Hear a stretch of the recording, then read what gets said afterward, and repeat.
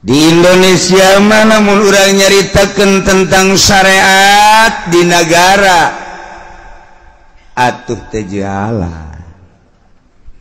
Lantaran di Indonesia mah negara urang, negara Republik Indonesia, lain negara syariat, negara demokrasi Pancasila.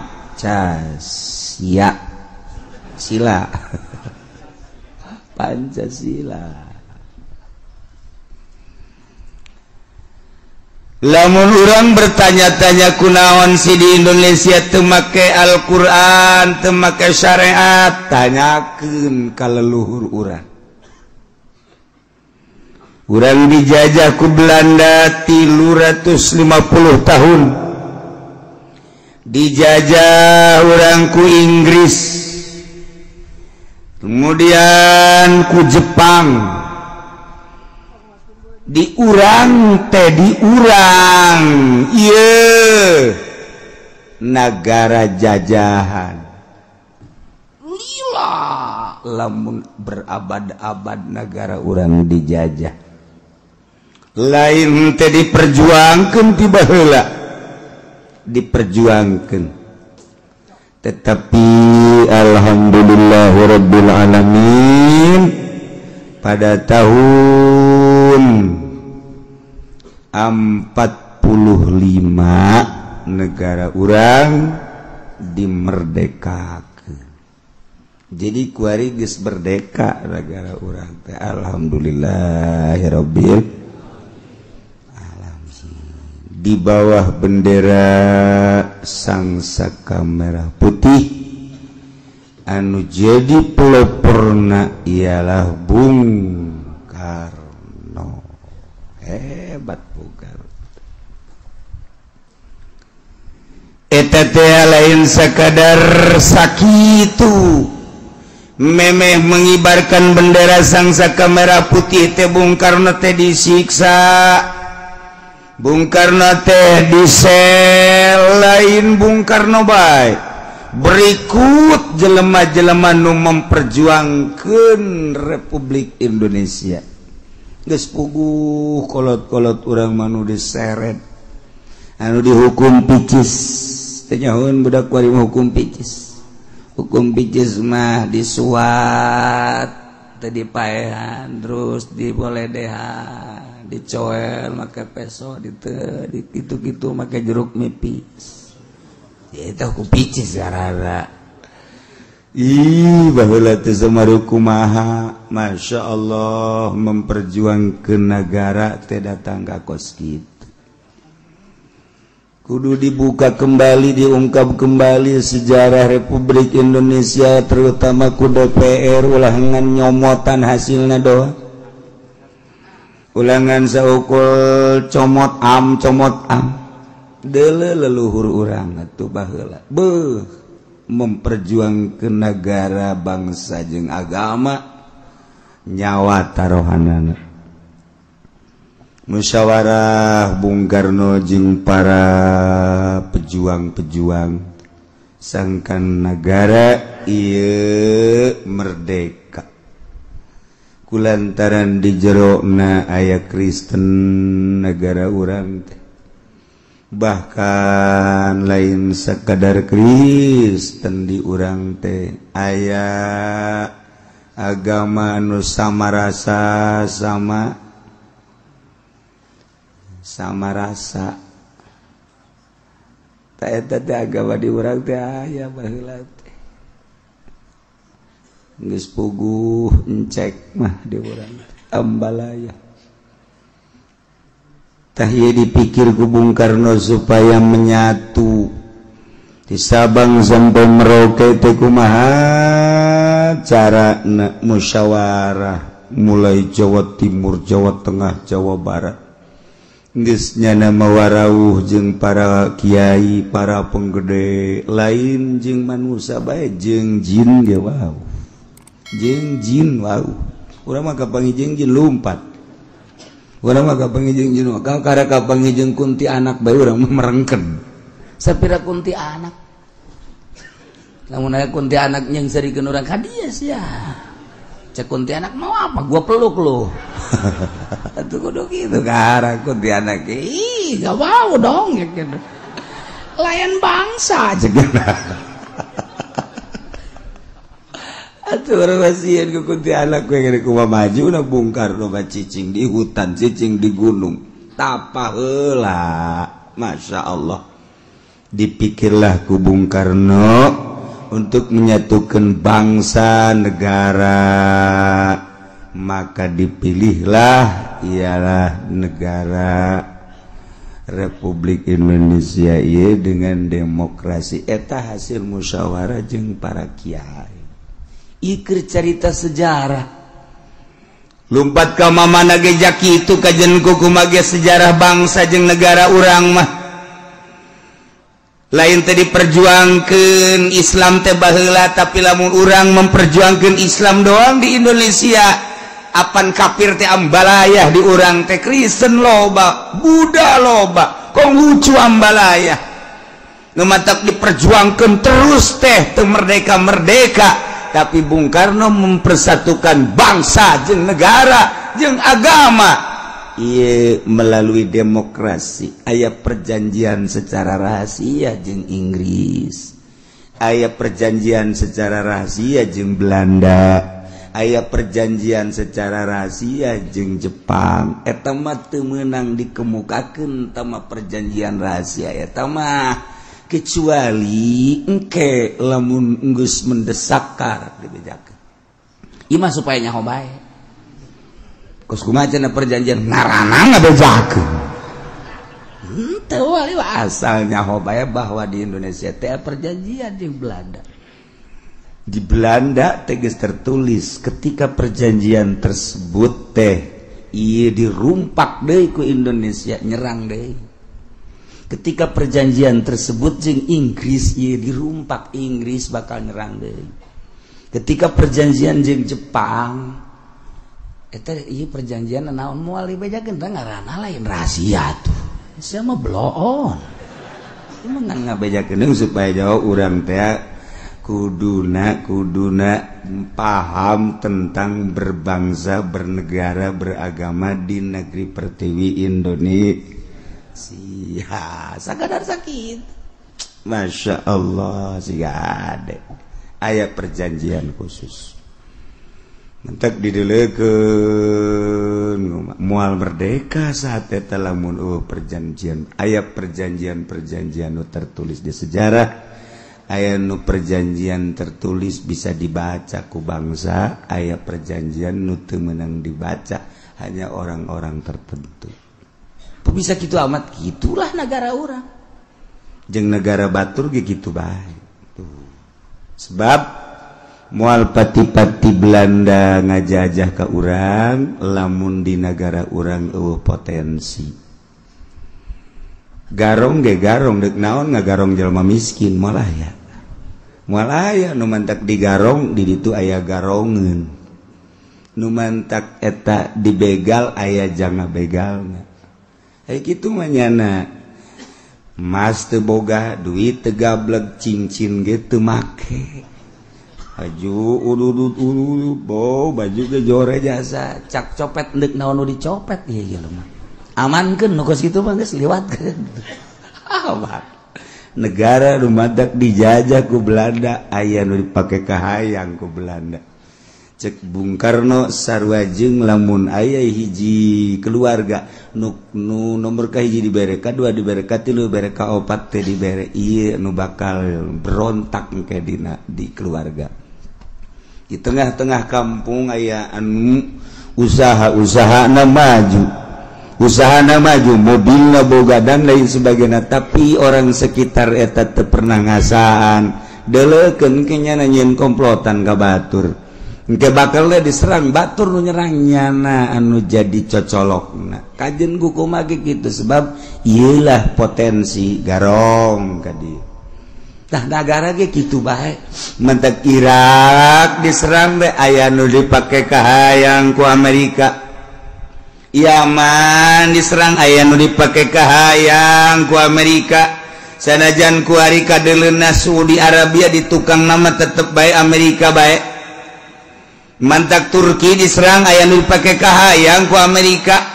Nah Bung Karno baheula kahayang Belanda Inggris potensi-potensi nu aya di Indonesia nyelundup ka ditu supaya merdeka. Jagona Bung Karno musyawarah. Unik na ya Bung Karno. Ketika Bung Karno aya di Belanda di Indonesia aya. Eta nu hesena. Urang lamun bisa kos kitu nyandung bae urang mah terus. Supaya ulah kajawan kuno kolot udah mah kos kitu bae pan. Bisa kos kitu teh pake nyandung urang mah. Ye, aya nu ngabejaan neng. Ulah ngeunah-ngeunah kurang ka haji nyandung deui kala di Belaraja. Iraha. Ji, bapak aya di dieu. Ieu mah lain lalagaan, kula nyaho di ditu nyandung data yang teu percaya. Unggal pejang ngeukepan kula bae. Ayah baik pakai nyandung orang bener di itu nyandung tuh mantap mau libere ilmu kos gitu ku Allah mal ini kalau mal libere kos gitu yang perjuangan eta doang lah sawah mencong beres yo keur carita tak nu mantak aya organisasi NU eksis di negara emang kumaha gitu. Aya perjanjian Kiai Hasyim Asy'ari baheula jeung Bung Karno tentang mempersatukan bangsa jeung umat. Ulah dikira didirikan NU pada tahun 26 teh aya perjanjian untuk mempersatukan bangsa negara. Ngan nyana dibentuk satu organisasi sosial keagamaan NU Nahdlatul Ulama. Mual diceritakan terlalu dalam NU ngan ulah kaget lamun NU banserna huru hara Indonesia banser kita ngajagaan masjid teu kaget satu ketika orang huru hara jeung Kristen banser titah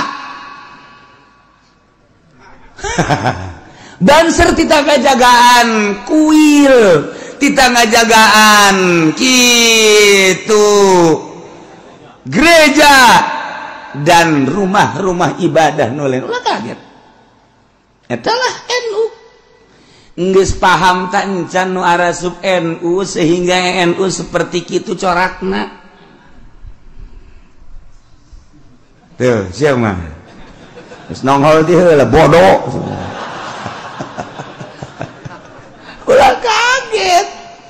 ulah kaget lamun NU teh dijadikan garda ku presiden lain Jokowi bae mun ngajadikeun bahwa NU akan dijadikan garda di negara Indonesia ti jalan zaman sama Jokowi itu baheula ge emang geus kitu sebab aya bergaining NU jeung negara Republik Indonesia NU jeung partai-partai nu mandak sulusup ka NU teh nyaho ka hitut bau makanya hongke kaget secara lahiriah NU seperti mutlak organisasi sosial keagamaan tetapi praktekna kok lain ieu nu kudu dikaji ku otak bangsa Indonesia.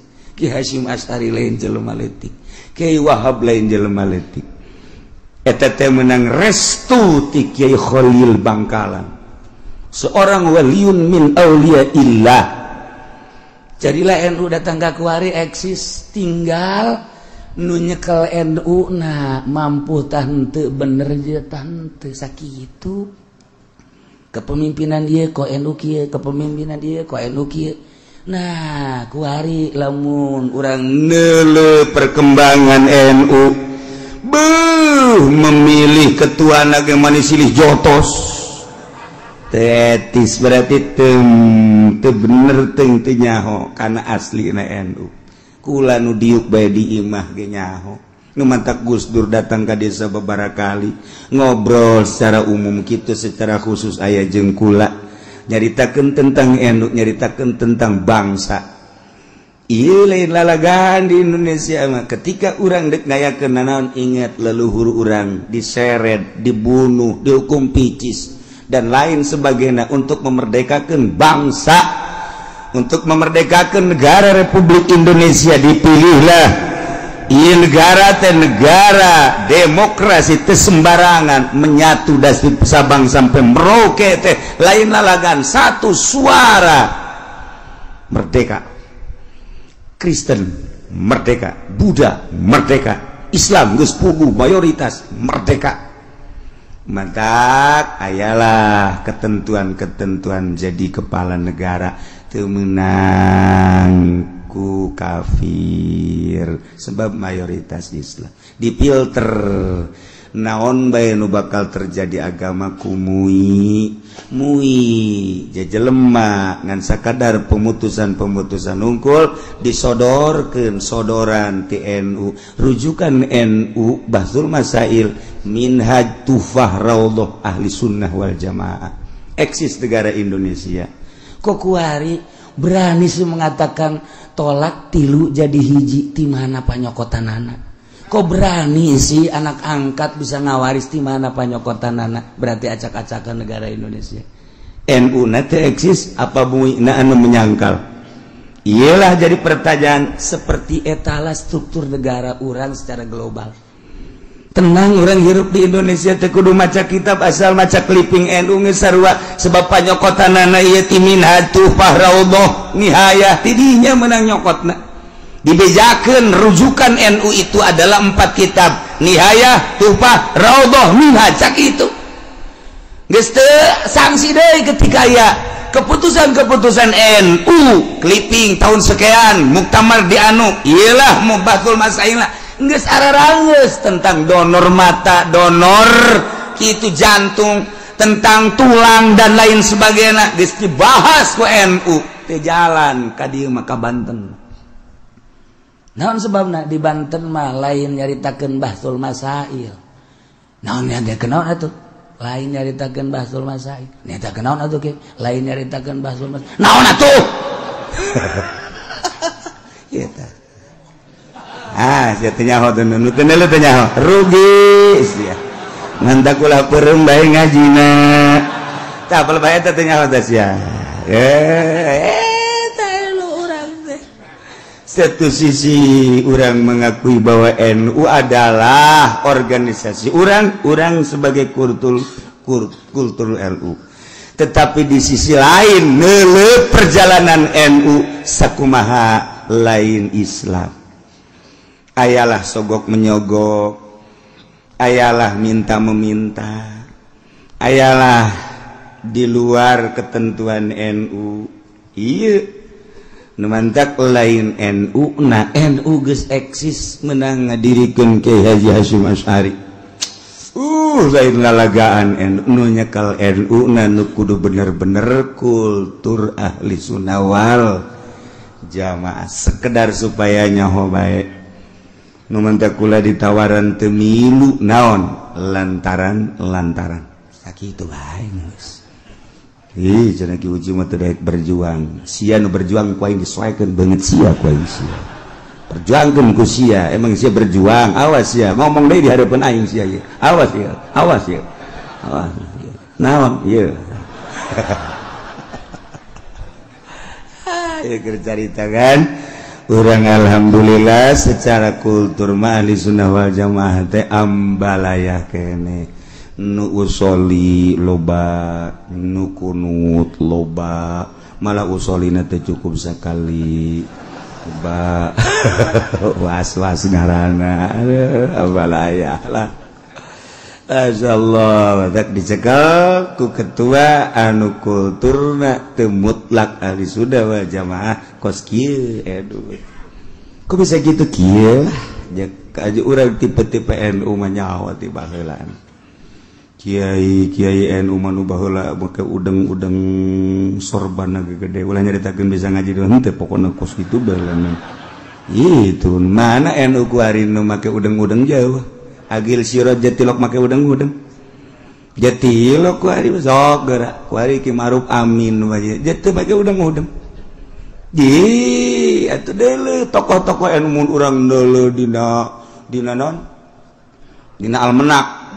Serem jasa urang ayam mahabah kakarak neuleuh doang ge Kiai Hasyim Asy'ari masyaallah make udeng na kadeuleu ku urang dideuleu ku aing Kiai Wahab make udeng na kadeuleu nu kuari bisa ge henteu wa teh kayak udeng teh emang kumaha gitu cek anu kayak aing isuk make udang-udang atuh gak nyahoan sama udang-udang PKS teh pokok situ lain deui ya ngaji ke mana sih ngaji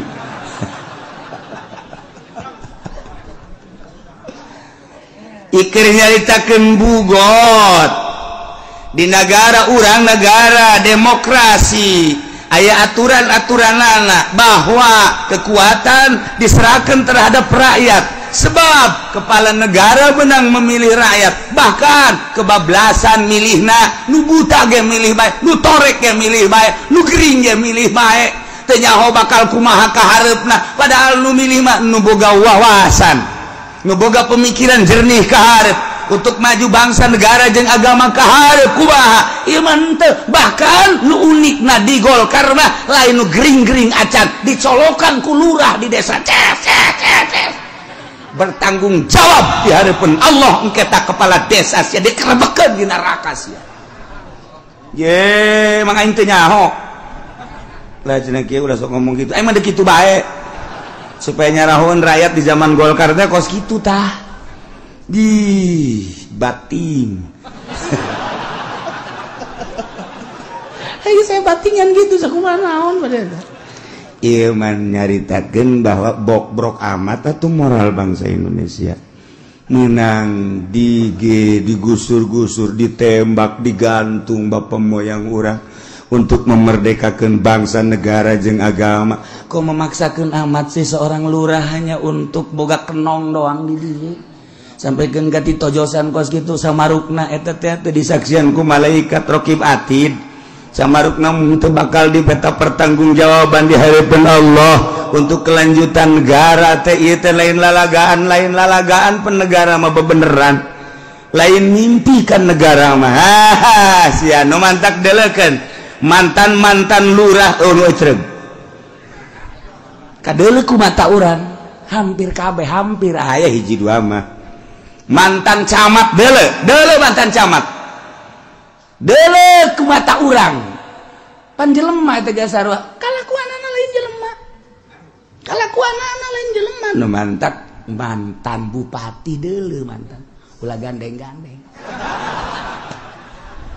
tuh komo beuki kaluhur maka ditu jehe kulan akhlakna teh ieu nu mantak urang ngomong kitu urang bangsa Indonesia urang mencintai negara urang memperjuangkan negara jeung bangsa jeung agama di sisi lain aya anu ngarusak karena kelangsungan negara nah ieu nu kudu ku urang diperhitungkeun sing harade nu keur caricing di dewan awas ingat ka leluhur urang ulah men comot am fungsikeun ka mana mistina urang ulah kena keur jadi bupati jadi gubernur komo jadi presiden sakahayangna ingat leluhur urang nang para kiai teh musyawarah lain lalagaan eta teh nu mandak aya naon bae di Indonesia urang inget ka luhur ieu nagara can kebel karek setengah abad ieu nagara teh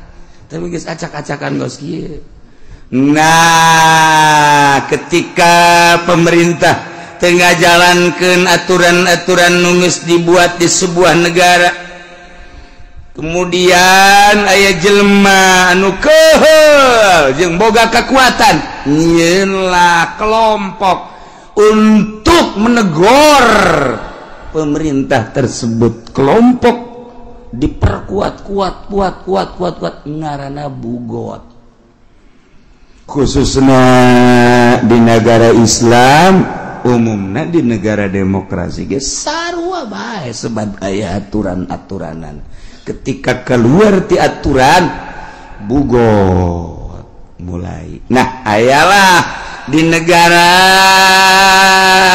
aya bugot satu kelompok untuk menasehati negara lamun kamari negara dinasehatan ku bugot kemudian kembali selesai urusan anak tetapi lamun negara memaksakan diri ieu gabungan kekuatan pecah di dalam negara ribut antara kitu naon kitu ngaran bugot jeung negara urang lamun ningali ku ari di Mesir geus teu rapi kulantaran naon lantaran presidena anu dipaksakeun buatan Amerika masyarakat embung presiden buatan Amerika hayang presiden buatan negarana sorangan asal terjadi gempur ricuh deui nyieun deui rakyat trek Amerika teh satuju ganti ribut salilana di urang hampir kos kitu ngan bangsa Indonesia mah piawai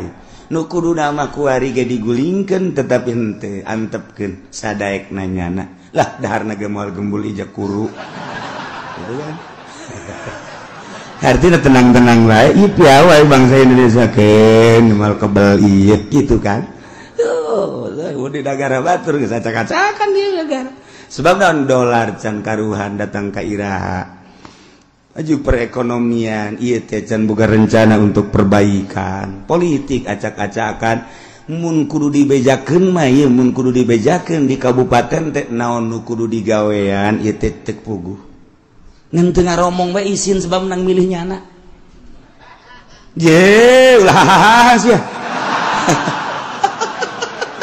ini sebenarnya nyana jadi lagi bingung nah iya kumaha gitu teh jelas tanyakeun ka bakal PNS emang sanajan aing di imah bae ge nyaho. Jeh, parangsana tuh.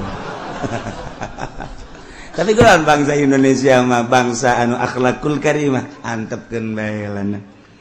Tuh masyaallah Gus Dur sarua teh jelas ieu teh cek di PNS teh jelas ieu teh cek di kecamatan naon nu kudu digawean padahal keur direncanakeun jeung rencana nu sakitu luar biasa ngan nu kepanasan Amerika gulingkan Gus Dur Amerika lah melalui seseorang nah hari ieu mah atuh tenang-tenang bae Amerika ge keur didelegeun bae rakyat atuh tenang-tenang bae deui kajen kumaha lalakonna tinggal nu usaha bae nu boga pabrik bararingung ai urang mah teu bingung tuh pabrik teu boga sawah teu boga atuh deuk kabingungan naon urang mah tuh sakitu batak mendingan keneh nu susah teu bingung nu sugih mah baringung bari bingung cenah bakal kumaha ieu perusahaan orang Cina-Cina ge geus boga gulung tikar ambalaya loba nu geus dirumahkan anu dirampingkeun tina 8.000 jadi 3.000 karyawan teh berarti kan geus lain lalagaan parahna nu tina 8.000 anu 2.000 karyawan teh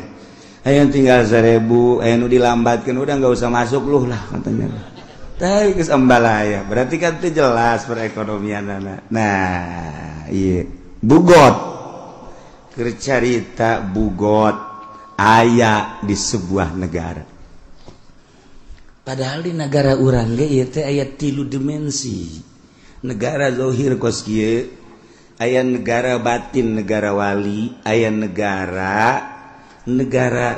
di dalam negara aya di urang ge moal langsung atuh eta urusan narkoba mun negaraan moal langsung atuh eta urusan sindikat lamun negaraan jadi di jero negara nyeun negara ulah kaget kos kitulah diunggal negara termasuk di Indonesia lamun urang nyebutkan tidak boleh membuat negara di dalam negara orang nu ngomong kitu nu nyeuna antepkeun geus mah kos kitu mah nu penting urang aman-aman bae lah nah ieu mah bugot secara zahir lain negara nu eta mah neangan pengaman jadi nyana secara zahir make bintang 7 secara batin teh bintang eta lah digunakan untuk menjadi eta mainnya na di jero negara kos kitulah mal-mal angges-angges di dieu mah di urang pergelean perganjaan pernarkobaan emang bakal angges moal makan makin menjadi-jadi sebab naon aya negarana di jero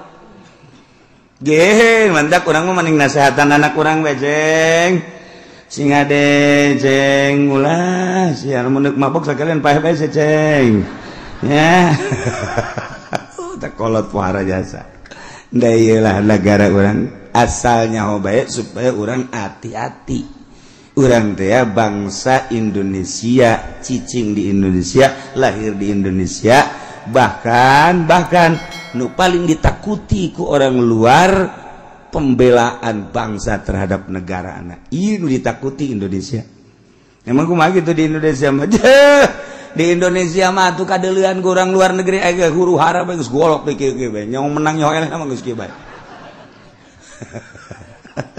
Indonesia hebat biasa